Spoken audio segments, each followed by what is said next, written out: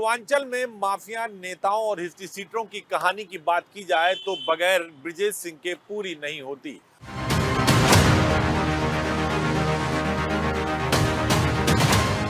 उत्तर प्रदेश की सियासत में जहां राजनीति का रंग केसरिया होता है तो वहीं कुछ चेहरे ऐसे हैं जिनकी पहचान गोलियों की गूंज से बनी है और कहते हैं कि कुर्सी तक पहुंची है।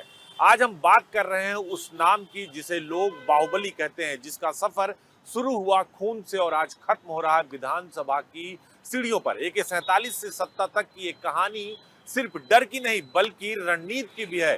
साल 1984 जब ब्रजेश सिंह के पिता की हत्या हुई थी तब कानून ने कुछ नहीं किया, लेकिन ब्रजेश सिंह ने कानून से पहले अपना इंसाफ तय किया और यहीं से शुरू हुआ गैंगवार का दौर, जहां एक के बाद एक दुश्मन गिरे और ब्रजेश सिंह के नाम से लोग कांपने लगे। माफिया बनकर जो खड़ा हुआ वह सत्ता की कुर्सी पर जा बैठा।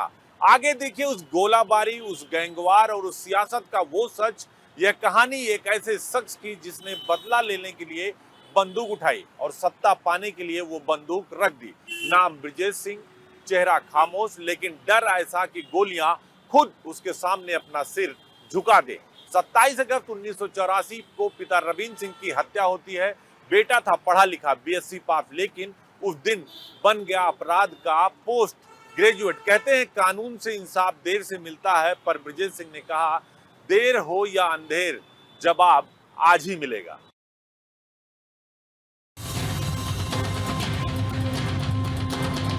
माफिया डॉन ब्रजेश सिंह जराइम की दुनिया के बेताज बादशाह ही नहीं बल्कि वो सियासत में मुकद्दर के सिकंदर भी। बात साल 2012 की है। जेल में रहते हुए ब्रजेश सिंह ने चंदौली की सैयद राजा सीट से विधानसभा चुनाव का पर्चा दाखिल किया और चुनाव लड़ा, लेकिन मनोज सिंह डब्लू से वो हार गए। इस हार से ब्रजेश सिंह को गहरा धक्का लगा। इसके बाद ब्रजेश सिंह ने सियासत में दखल देनी शुरू की और सियासत में अपनी पकड़ को मजबूत करना शुरू कर दिया। शाहजहांपुर जेल में रहते हुए साल 2016 में ब्रजेश सिंह ने MLC प्रत्याशी के तौर पर पर्चा दाखिल किया, लेकिन अब तक ब्रजेश सिंह यूपी में अपने नाम का सिक्का एक बार फिर जमा चुके थे, जिसका सबूत है कि ब्रजेश सिंह के सामने किसी प्रत्याशी ने पर्चा दाखिल नहीं किया, या यूं कह लें कि किसी भी प्रत्याशी में वो हिम्मत, वो कुवत नहीं बची थी जो चुनाव मैदान में उतरकर माफिया ब्रजेश सिंह को टक्कर देने की हिमाकत भी कर सके।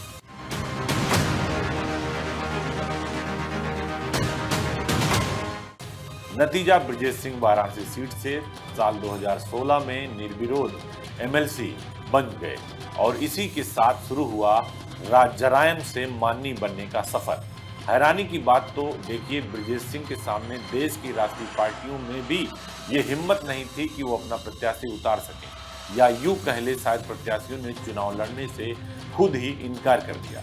लेकिन ब्रजेश सिंह का नाम MLC सीट का मोहताज कभी नहीं रहा, क्योंकि यूपी में सत्ता चाहे जिसकी रही हो, MLC की सीट हमेशा ब्रजेश सिंह या उनके परिवार के पास ही रही। 1998 में MLC की सीट पर ब्रजेश सिंह के परिवार का कब्जा है, उसे आज की तारीख तक कोई हिला नहीं सका। ब्रजेश सिंह के बड़े भाई उदय नाथ सिंह और चुलबुल सिंह 1998 से 2004 तक भाजपा के टिकट पर इसी वाराणसी सीट से MLC रहे, यानी विधान परिषद सदस्य। उदय भान सिंह और चुलबुल की मौत के बाद 2010 में ब्रजेश सिंह की पत्नी अन्नपूर्णा सिंह वाराणसी से MLC बनी। साल 2016 में जेल में रहते हुए ब्रजेश सिंह वाराणसी MLC सीट से निर्विरोध चुनाव जीते।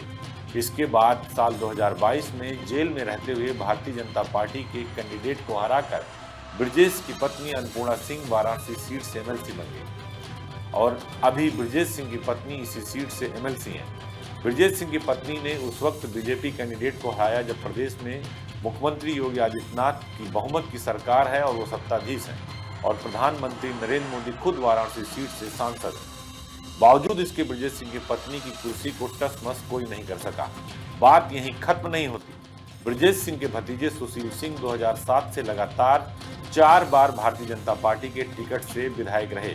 चंदौली के सैयद राजा सीट से विधायक रहे, धानापुर से विधायक रहे। कुल मिलाकर ये कहना गलत नहीं होगा कि mafia don Brajesh Singh UP की सियासत से खेलते हैं और उसे अपने हिसाब से तोड़ मरोड़ कर इस्तेमाल भी करते हैं। शायद जराइम का जल्दी सीखने वाले ब्रजेश सिंह ने राजनीति भले ही देर से सीखी, लेकिन जब भी सीखी तो वो मोहरे नहीं बल्कि वजीर बनकर।